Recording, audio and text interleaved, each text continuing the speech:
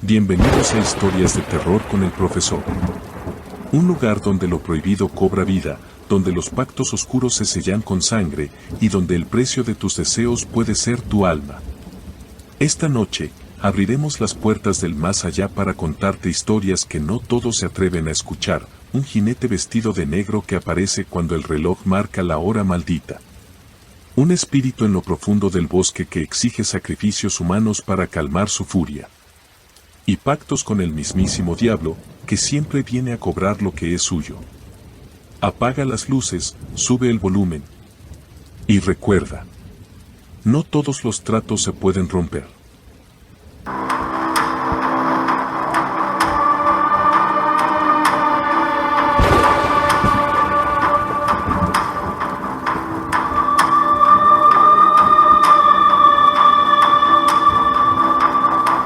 El pueblo de Coyoacán era conocido por su tranquilidad y por su devoción. Enclavado entre montañas, sus habitantes vivían de la cosecha y del comercio local. Sin embargo, una leyenda oscura acechaba sus calles empedradas. Contaban los ancianos que, en la vieja casona al final del camino, habitó hace décadas un hombre llamado Joaquín Herrera, cuya ambición lo llevó a sellar un pacto con el mismísimo diablo. Joaquín era un hombre desesperado. Su cosecha había sido devorada por una plaga, su esposa estaba enferma y las deudas lo ahogaban. Una noche, en medio de una tormenta, decidió buscar ayuda en la iglesia, pero en su camino encontró a un extraño hombre vestido de negro, de porte elegante y con ojos encendidos como brasas. «Puedo ofrecerte lo que deseas», le susurró el forastero. «Riqueza, salud para tu esposa, prosperidad eterna. Solo debes entregarme tu alma cuando llegue el momento». Desesperado, Joaquín aceptó sin pensarlo dos veces. Firmó un pergamino que apareció en manos del hombre y, al instante, su suerte cambió. Su esposa sanó, sus tierras se volvieron fértiles y su riqueza aumentó. Durante años, vivió con lujos y poder, olvidando la deuda que había adquirido. Pero el tiempo no perdona, y una noche, cuando la luna llena iluminaba su hacienda, los perros comenzaron a aullar de manera espantosa. Un viento helado recorrió los pasillos de su casa, y de entre las sombras emergió el hombre de negro. «Es hora», dijo con una sonrisa macabra. Joaquín intentó huir, pero la casa entera se transformó en una cárcel de oscuridad. Sus gritos resonaron en el pueblo, despertando a los habitantes, quienes solo pudieron ver cómo su casona ardía con llamas negras que no consumían la madera, sino algo más profundo. Al amanecer, todo estaba en calma. Solo quedaba un rastro de cenizas y un susurro en el viento: «Nunca hagas tratos con el diablo». Desde entonces, en las noches de tormenta, algunos dicen ver una sombra en la colina donde alguna vez estuvo la casa de Joaquín Herrera. Dicen que es su alma errante, condenada a vagar por la eternidad, buscando una salida de un pacto que nunca debió haber hecho. Sin embargo, la historia de Joaquín no terminó en aquel incendio. Los habitantes de Coyoacán comenzaron a notar cosas extrañas en los días posteriores. Algunos aseguraban escuchar susurros en la plaza del pueblo, voces guturales que llamaban su nombre. Otros afirmaban haber visto su sombra en las noches sin luna, deambulando por los caminos como si buscara algo. Un día, un joven llamado Mateo, curioso por las historias, decidió investigar. Se adentró en los restos de la casona y, entre las cenizas, encontró un viejo pergamino ennegrecido pero intacto. Al leerlo, descubrió que era el contrato que Joaquín había firmado con el diablo. Fascinado y aterrado a la vez, Mateo decidió llevárselo, sin imaginar las consecuencias de su acción. Esa misma noche, Mateo empezó a experimentar extraños sucesos. Las sombras en su habitación parecían moverse por sí solas, los espejos reflejaban figuras que no estaban allí y en sus sueños se le aparecía un hombre vestido de negro, el mismo que había condenado a Joaquín. «Ese documento no te pertenece», le dijo la figura con una voz profunda y cavernosa. «Entrégalo o sufrirás su mismo destino». Aterrorizado, Mateo corrió a la iglesia en busca de ayuda. El párroco, un hombre anciano y sabio, le explicó que aquel contrato era un lazo con el maligno y que debía ser destruido de una manera especial. No puede quemarse con fuego común. Debemos llevarlo al altar y purificarlo con agua bendita y plegarias. Esa noche, en una ceremonia secreta, el párroco y algunos habitantes se reunieron en la iglesia. Cuando vertieron el agua bendita sobre el pergamino, la iglesia entera tembló. Un grito desgarrador resonó por todo el pueblo, un aullido de furia y dolor que hizo que los candelabros se apagaran y los muros crujieran. En ese momento, la sombra de Joaquín apareció en el altar. Gracias, murmuró antes de desvanecerse en un resplandor cálido. Desde entonces, Coyoacán recuperó su paz, pero la advertencia quedó grabada en la memoria de todos: nunca hagas un pacto con el diablo, porque su precio es eterno.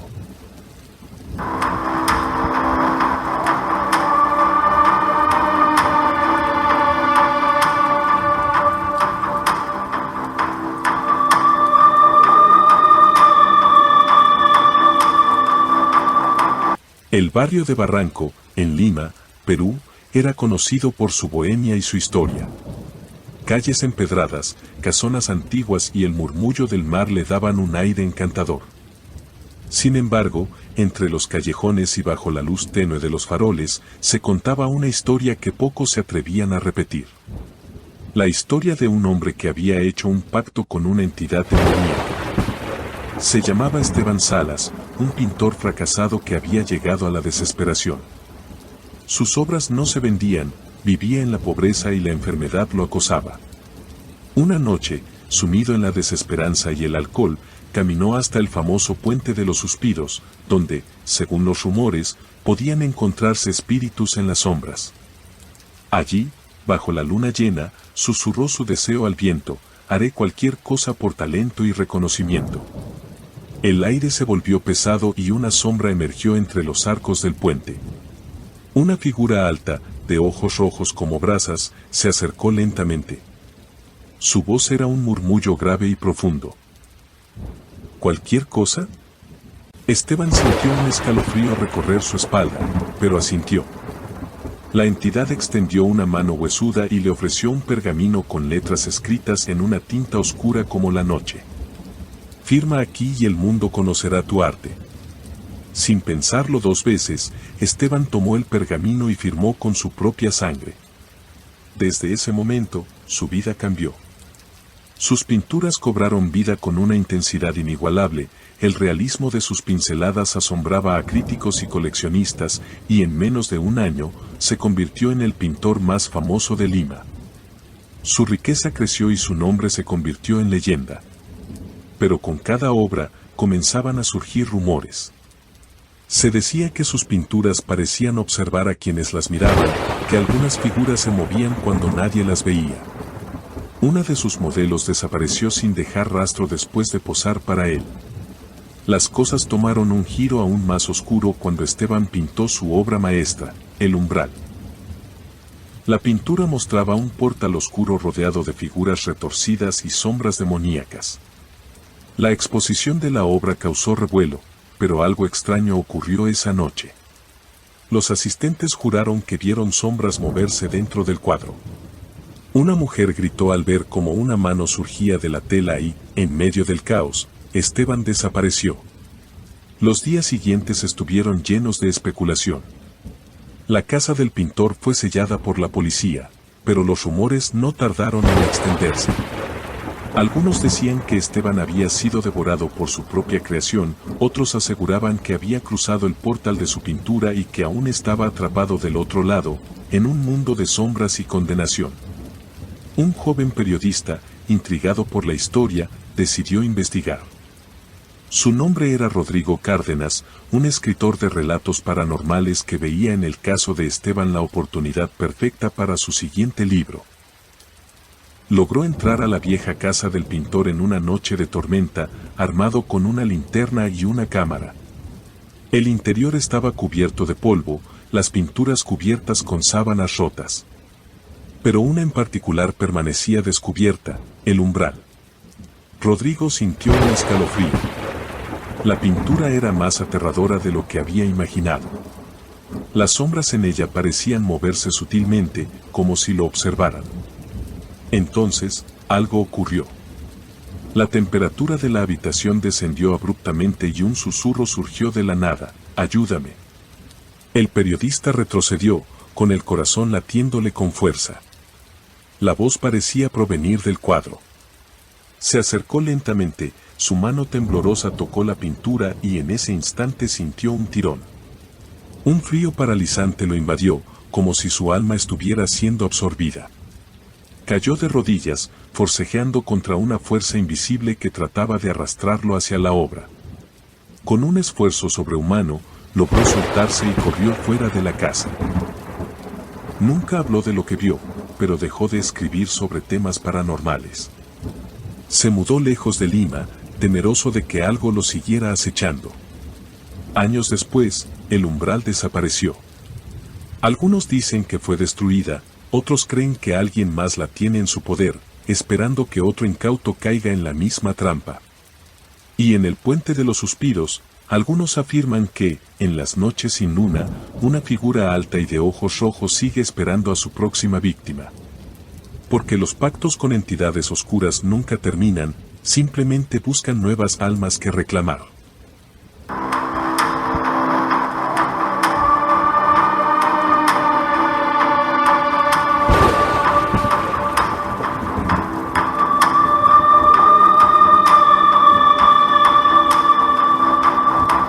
En un remoto pueblo a las afueras de Guadalajara, México, donde los campos se extendían hasta donde la vista alcanzaba y la noche era oscura como la desesperanza, vivía Alejandro, un humilde campesino. La sequía había arruinado sus cosechas y la pobreza azotaba a su familia. Sin opciones y con la angustia consumiéndolo, decidió recorrer el campo en busca de una solución, aunque fuese sobrenatural. Una noche, mientras regresaba a casa por un camino polvoriento, escuchó el inconfundible sonido de cascos de caballo tras él. Volteó y vio una figura imponente vestida de negro, montando un corcel azabache cuyos ojos brillaban como brasas encendidas. ¿Buscas ayuda, Alejandro?, preguntó el jinete con una voz profunda y grave. El campesino tragó saliva. Sabía de las historias del charro negro, pero su desesperación era mayor que su miedo. «Quiero que mis tierras sean fértiles y que mi familia no pase hambre», dijo con voz temblorosa. El charro negro sonrió levemente y extendió una mano enguantada. «Todo eso puede ser tuyo, pero un pacto debe sellarse. A cambio, cuando nazca tu primogénito, me pertenecerá». El miedo se apoderó de Alejandro por un instante, pero la imagen de su esposa e hijos desnutridos lo convenció. Sellaron el trato con un apretón de manos y el jinete desapareció entre la bruma de la noche. Los años pasaron y las tierras de Alejandro florecieron como nunca. Sus cosechas eran abundantes y su fortuna creció. Pero cuando su esposa dio a luz a su primer hijo varón, el peso del pacto volvió a su mente. Sabía que la entidad regresaría a cobrar lo suyo. Desde ese día, Alejandro apenas dormía. Cada sonido nocturno lo hacía sobresaltarse, convencido de que el charro negro volvería en cualquier momento. Su esposa comenzó a preocuparse por su salud, pues el miedo lo estaba consumiendo. Desesperado, acudió a las ancianas del pueblo, mujeres a las que llamaban brujas por sus conocimientos ancestrales. Ellas, al escuchar su historia, prepararon un ritual de protección. «Formaremos un círculo de sal y tierra bendita alrededor de tu casa», dijo una de ellas. «Colocaremos espejos en cada esquina y dibujaremos símbolos de protección en las puertas y ventanas con sangre de gallo negro». Durante todo el día, las brujas trabajaron con fervor. Alejandro fue instruido para no cruzar el círculo de protección sin antes realizar una ofrenda de velas y flores. También prepararon un brebaje con hierbas para fortalecer su espíritu y el del niño. Esa noche, las brujas encendieron velas rojas y recitaron cánticos en una lengua antigua. El viento sopló con fuerza, como si la propia naturaleza temiera lo que estaba por venir. A la medianoche, un relincho rompió el silencio. El charro negro estaba allí, al borde del círculo de protección, observando con sus ojos incandescentes. Su caballo pateaba el suelo con impaciencia, levantando nubes de polvo oscuro. Alejandro, su voz resonó como un trueno. Vengo por lo que es mío. El campesino se arrodilló, implorando por la vida de su hijo, pero la entidad avanzó. Una de las brujas lanzó polvo de ajenjo al suelo y el charro negro se detuvo por un momento, molesto por la interferencia. Otro de los hechizos fue recitado, y la figura oscura pareció desvanecerse, pero su risa llenó el aire. Si no es el niño, alguien debe pagar el precio. El viento arreció y las velas se extinguieron. En un parpadeo, la bruja más anciana cayó de rodillas, su rostro pálido como la muerte. Sus ojos quedaron fijos en la nada mientras su último aliento abandonaba su cuerpo. El charro negro desapareció entre las sombras y el silencio reinó. Las brujas supieron que habían logrado algo impensable, engañar a la entidad. Alejandro lloró de alivio y de pena por la mujer que sacrificó su vida por su hijo. A la mañana siguiente, el pueblo despertó enlutado por la muerte de la anciana. Su cuerpo fue velado en la plaza central, donde los habitantes la honraron con rezos y plegarias. Alejandro, agradecido, juró nunca olvidar su sacrificio y prometió que su hijo viviría una vida honrada, lejos de la ambición que lo llevó a hacer el pacto. Desde aquella noche, en el pueblo se cuenta que la sombra del charro negro sigue cabalgando en busca de quienes le deban una promesa y que nunca se le puede engañar sin que alguien pague el precio. Algunos aseguran haberlo visto en las noches sin luna, esperando en los caminos polvorientos, siempre dispuesto a hacer un nuevo trato con los desesperados.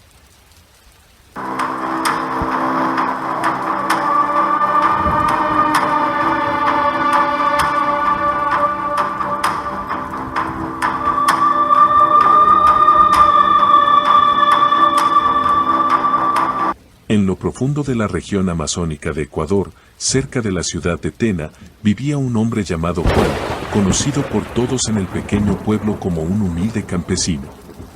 La vida de Juan había sido siempre difícil. Su terreno era pequeño, sus cosechas eran escasas y su familia pasaba hambre durante muchas temporadas. A pesar de sus esfuerzos, parecía que el sol nunca brillaba en su campo, y su esperanza se desvanecía con cada año que pasaba. Una tarde lluviosa, mientras caminaba por el borde de la selva buscando leña, Juan se adentró más de lo habitual, convencido de que algún cambio debía ocurrir en su vida. Fue entonces cuando escuchó un suave murmullo, casi como un susurro, que parecía provenir de un árbol gigante cubierto de musgo. Intrigado, se acercó y vio a una figura enigmática, un anciano con ojos brillantes que reflejaban la luz como si fueran dos llamas vivas. El hombre vestía una capa de hojas y su presencia parecía estar conectada a la naturaleza misma.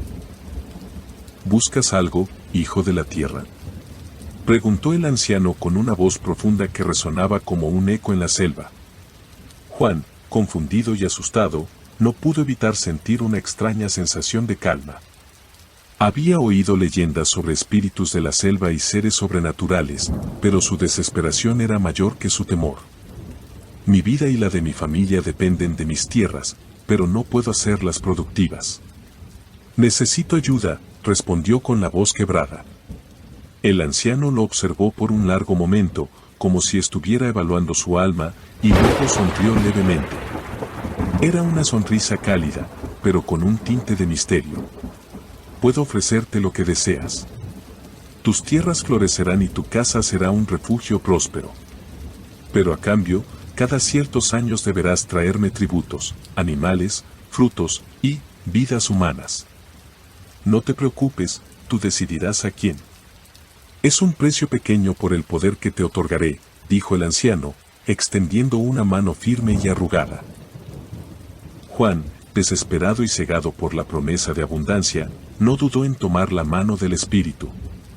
En ese instante, una ráfaga de viento recorrió la selva, como si el mismo bosque estuviera sellando el trato. El anciano desapareció entre las sombras, dejando a Juan solo, pero con una sensación de poder y anticipación. En los meses siguientes, el campo de Juan comenzó a florecer como nunca antes. Las cosechas fueron abundantes y su hogar se transformó en una lujosa casa de madera y palma, tan grande como un sueño hecho realidad. La gente del pueblo hablaba maravillas de él, y en poco tiempo, la fortuna de Juan creció más de lo que jamás había imaginado. Sin embargo, el precio del pacto comenzaba a ser claro. Cada 3 años, el espíritu del bosque regresaba a su vida. Al principio, pedía tributos sencillos, animales, cestas de frutas y hasta ofrendas de flores y hierbas raras. Pero con el tiempo, las demandas del espíritu fueron más oscuras. La primera vez, pidió un sacrificio humano. Juan, temeroso, comenzó a seleccionar a los viajeros que se acercaban a su casa. Los invitaba a quedarse por la noche, les ofrecía comida y bebida, y luego los entregaba al espíritu en un acto macabro. Nadie sospechaba de él, ya que su fachada de bondad seguía intacta. Las desapariciones en la selva aumentaron, pero nadie conectó los hechos. A medida que pasaban los años, las sombras del pacto se volvían más densas.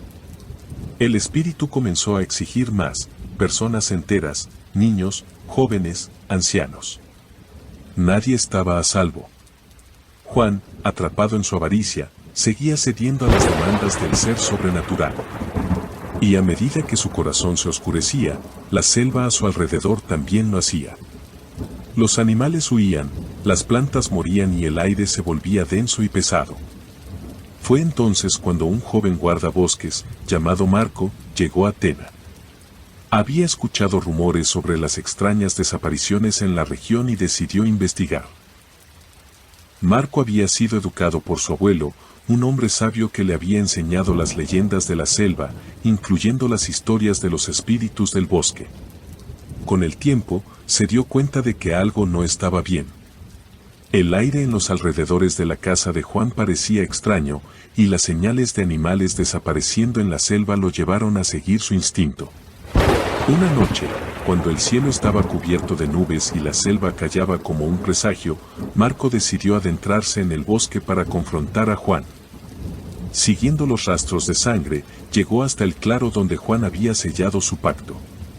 Allí, bajo la sombra de un árbol gigantesco, encontró al espíritu del bosque, que lo observaba con una mirada feroz.